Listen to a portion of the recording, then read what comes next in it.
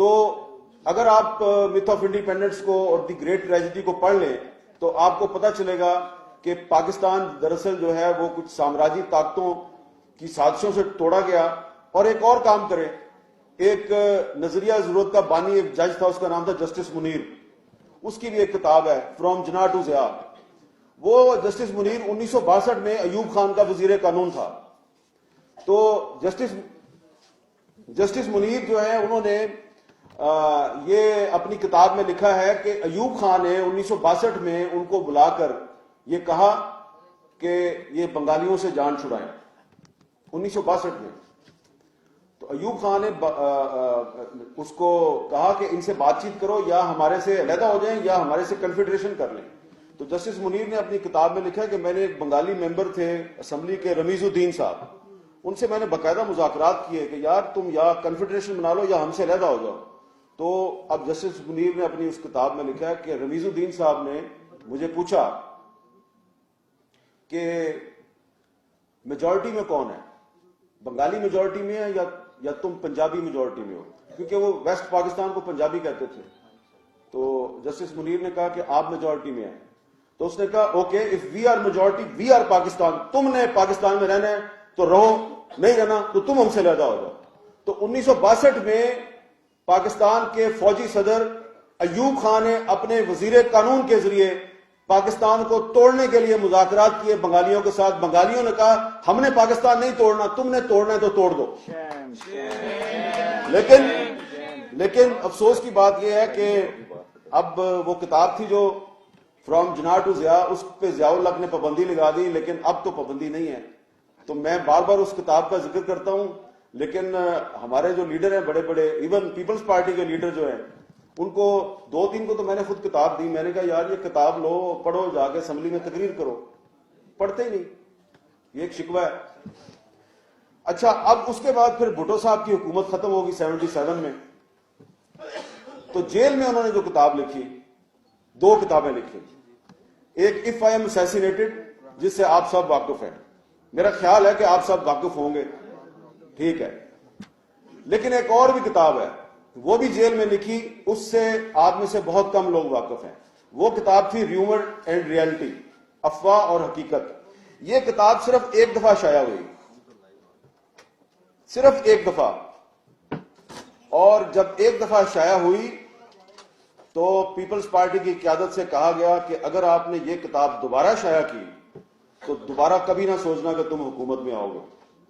اور پھر وہ کتاب دوبارہ شائع نہیں ہوئی, کیونکہ اس کتاب میں بھٹو صاحب نے کچھ ایسے انکشافات کیے تھے اور کچھ ایسی حقائق سے پردہ اٹھا دیا تھا کہ جس سے آج بھی اگر آپ 2020 میں وہ کتاب پڑھیں تو آپ کو پتہ چلے گا کہ آج بھی پاکستان میں جو بہت سے واقعات ہو رہے ہیں اس کے پیچھے کون ہوتا ہے. مثلا میں اس کتاب کے حوالے سے صرف ایک چیز آپ کو بتاتا ہوں. بھٹو صاحب وزیر اعظم ہیں اور غلام مصطفیٰ جتوئی صاحب چیف منسٹر سندھ ہیں, اور کراچی سے سردار عطا اللہ مینگل کا بیٹا اسد اللہ مینگل اغوا ہوتا ہے, اور اس کے بعد اس کا کوئی پتہ نہیں ملتا. تو ایک ایوننگر جو ہے شام کا اخبار, اس کی ہیڈ لائن ہے کہ عطا اللہ مینگل کا بیٹا کراچی سے اغوا.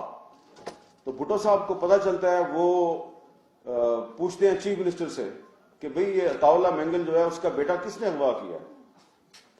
تو چیف منسٹر کہتے ہیں جی کہ یہ مجھے نہیں پتا, یہ آپ ٹکا خان کو پوچھیں. ٹکا خان سے پوچھتے ہیں, ٹکا خان آرمی چیف ہے اور اگلے آرمی چیف کا اعلان ہو چکا ہے, ضیاء الحق اگلا آرمی چیف ہے, اور ٹکا خان صاحب جو ہیں اب وہ صرف چند دن کے مہمان ہیں, لیکن ابھی وہ آرمی چیف ہیں. تو ٹکا خان صاحب کو پوچھا جاتا ہے, ٹکا خان کہتے ہیں جی وہ دراصل ضیاء الحق کو جنرل رحیم الدین جو ہیں انہوں نے یہ کام کیا ہے, مجھے اس کے بارے میں نہیں پتا. تو انہوں نے کہا کہ پتہ کر کے بتاؤ. تو پتہ کر کے بتایا. تو اگلے دن 3 جرنیل پرائم منسٹر ذوالفقار علی بھٹو کے سامنے پیش ہوئے, اور انہوں نے کہا دراصل یہ جو اسد اللہ مینگل ہے یہ پاکستان دشمن سرگرمیوں میں ملوث تھا, آپ پریس کو یہ بتا دیں یہ افغانستان بھاگ گیا.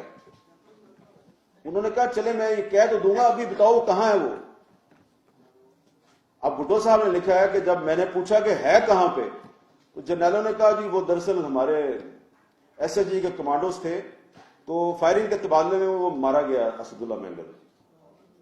انہوں نے کہا اچھا مارا گیا تو اس کی ڈیڈ باڈی کدھر ہے؟ کہا وہ ٹھٹھا کے قریب کسی مقام پہ اس کو دفن کر دیا, ہمیں نہیں پتا کہاں ہے اس کی ڈیڈ باڈی. انہوں نے کہا وہ ایک چیف منسٹر تھا, اس کا بیٹا ہے, اس کو تم نے اٹھا کے کراچی سے اس کو قتل کر دیا اور آپ کہہ رہے ہو اس کی ڈیڈ باڈی بھی آپ کے پاس نہیں ہے, تو میں کیا جواب دوں گا؟ انہوں نے کہا بس آپ کہہ دیں وہ افغانستان بھاگ گیا. تو بھٹو صاحب کتاب میں لکھتے ہیں کہ میرے پاس کوئی راستہ نہیں تھا, میں خاموش ہو گیا. اور آخر میں جا کے انہوں نے لکھا کہ اگر اس وقت میں خاموش نہ ہوتا تو شاید آج میں خود جیل میں نہ ہوتا. لہذا اسی طرح کی بہت سی باتیں اس کتاب میں ہیں. تو وہ کتاب جو ہے وہ بین ہے, لیکن محترمہ بینظیر بھٹو نے جرأت دکھائی, ایک دفعہ وہ کتاب شائع کر دی تھی, اور اب پیپلز پارٹی کو چاہیے کہ وہ کتاب دوبارہ شائع کر دیں.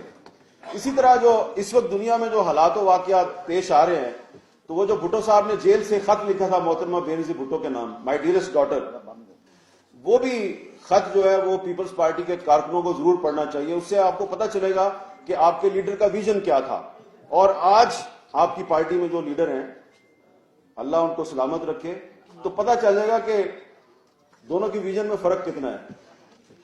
تو ویژن بڑھا سکتے ہیں آپ لوگ اگر آپ اپنے قائد ذوالفقار علی بھٹو کی کتابیں اور ان کی جو تقریریں ہیں ان کو پڑھ لیں, اور پھر اس کے ساتھ ہی ساتھ اس کے تسلسل میں محترمہ بینظیر بھٹو کی کتاب ڈاٹر آف دی ایسٹ, اور پھر ان کی شہادت کے بعد جو کتاب شائع ہوئی ہے ریکانسیلیشن, وہ بھی آپ کو پڑھنی چاہیے. لیکن وہ جو کتاب ہے ریکانسیلیشن, اس کتاب کو پڑھ کے مجھے تو یہ احساس ہوا کہ بینظیر بھٹو تو ریکانسیلیشن چاہتی تھیں, وہ تو چاہتی تھیں کہ پاکستان میں تمام ادارے جو ہیں وہ ایک پیج پہ آ جائیں, اور انہوں نے ریکانسیلیشن کے نام پہ ڈائلاگ بھی شروع کیا, لیکن ان کے ساتھ ڈائلاگ کے نام پہ دھوکہ کیا گیا اور ان کو شہید کر دیا گیا. اب اس کتاب میں جب آپ بہت سے چیپٹر جو ہیں ان کو غور سے پڑھیں گے تو یاسین آزاد صاحب آپ کو بھی بہت سے اپنے سوالات کا جواب مل جائے گا. یہ جو انہوں نے بات کی ہے, ہو سکتا ہے آپ میرے سے اتفاق نہ کریں, لیکن جب آپ اپنے قائد ذوالفقار علی بھٹو کی خوبیاں گنواتے ہیں تو آپ کو یہ بھی سوچنا چاہیے کہ وہ اس انجام سے دو چار کیوں ہوئے. ایک تو میں نے آپ کو خود بتا دیا, انہوں نے اپنی کتاب میں اپنی غلطی کا اعتراف کیا کہ اگر وہ عطا اللہ مینگل کے بیٹے کے اغوا اور پھر اس کے قتل پر وہ خاموش نہ رہتے تو پاکستان میں جمہوریت اتنی کمزور نہ ہوتی.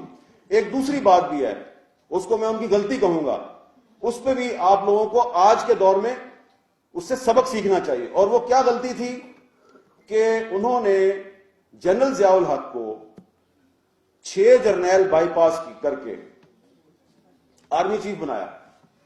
اس کا نام 7ویں نمبر پہ تھا. آپ سوچیں ذرا. اور یہ پاکستان کی تاریخ ہے کہ جب بھی کسی وزیر اعظم نے سینئر جرنیل کی بجائے نمبر 3 یا نمبر 4 یا نمبر 5 سے بندہ اٹھایا اور اس کو آرمی چیف بنایا, تو اس نے اس کے نتیجے میں کوئی آپ کے ساتھ بھلا نہیں کیا. اس نے یا مارشل لا لگایا یا آپ کو بیک سٹیپ کیا یا جمہوریت کی کمر میں خنجر گھونپا. تو یہ کام پہلے ایوب خان نے کیا, وہ سینئر جرنیل نہیں تھا, نمبر 3 تھا, اور پھر اپنے آپ کو ایکسٹینشن دیتا رہا.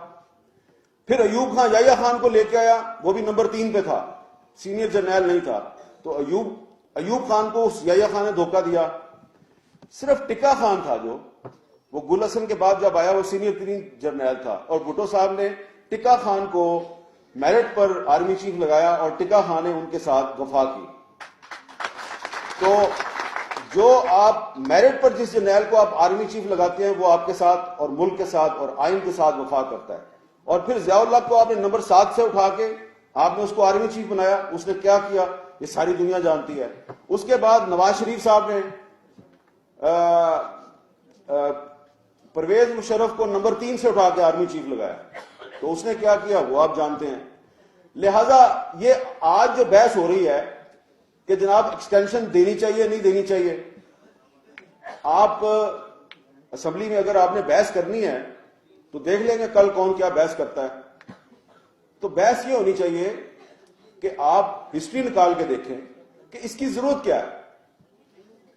آپ ایکسٹینشن کی ضرورت کیا ہے آپ کو, اور اگر آپ یہ بڑی ڈبیٹ کر لیں جی، آپ اسٹینڈنگ کمیٹی میں چلا گیا جی، آپ پارلیمنٹ میں 3-4 دن ڈبیٹ کر لیں، الٹیمیٹلی تو آپ نے وہی کرنا نا جس کا حکم دیا گیا ہے، اور وہ یہ حکم یہ دیا گیا ہے کہ آپ نے جنرل قمر جاوید باجوہ کو 3 سال کی ایکسٹینشن دینی ہے، اور وہ تو دینی ہے، ٹھیک ہے، حکم تو یہی ہے۔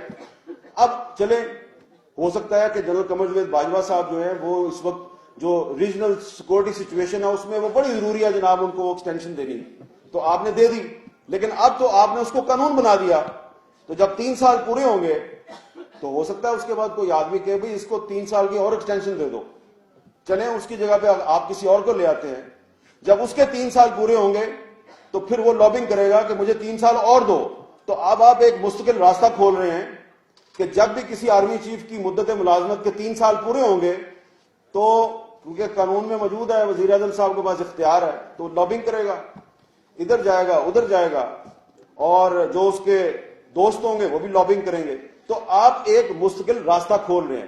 جو 1973 کا آئین ہے اس کا جو آرٹیکل 243 ہے اس میں ری اپوائنٹمنٹ یا اس میں ایکسٹینشن کا کوئی ذکر نہیں ہے، لہٰذا یہ پاکستان تحریک انصاف، مسلم لیگ نون اور پاکستان پیپلز پارٹی، یہ 3 بڑی پارٹیاں ہیں، ان کو فیصلہ کرنا ہے، کرنا تو آپ نے وہی ہے جو آپ کو کہا گیا ہے، لیکن ہماری جو مؤدبانہ گزارش اور عاجزانہ رائے ہے وہ یہ ہے کہ آپ ایسا کام نہ کریں کہ آنے والے وقت میں ہر 3 سال کے بعد سازشوں کا دروازہ کھل جائے۔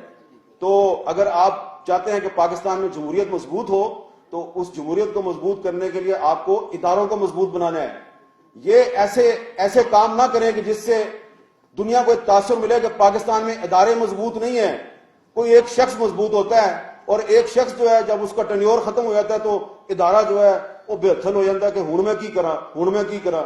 وہی میں سمجھتا ہوں کہ پاکستان کے ادارے بہت مضبوط ہیں، پاکستان کی فوج میں بڑے قابل جرنیل ہیں، اگر ایک جرنیل جائے گا تو 10 جرنیل اس کی جگہ پہ آرمی چیف بن سکتے ہیں۔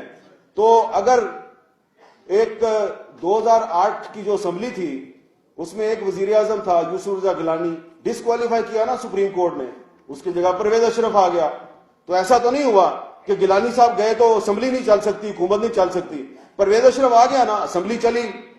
پھر 2013 کی اسمبلی آئی، نواز شریف کو سپریم کورٹ نے ڈسکوالیفائی کیا، اس کی جگہ شاہد خاقان عباسی آ گیا، ادارہ چل رہا ہے۔ تو باقی ادارے بھی جو ہیں اگر ایک بندے کا ٹینیور ختم ہو گیا تو دوسرا بندہ آئے نا، ادارے کو چلنا چاہیے۔ گل سمجھ آ گئی؟ بہت بہت شکریہ۔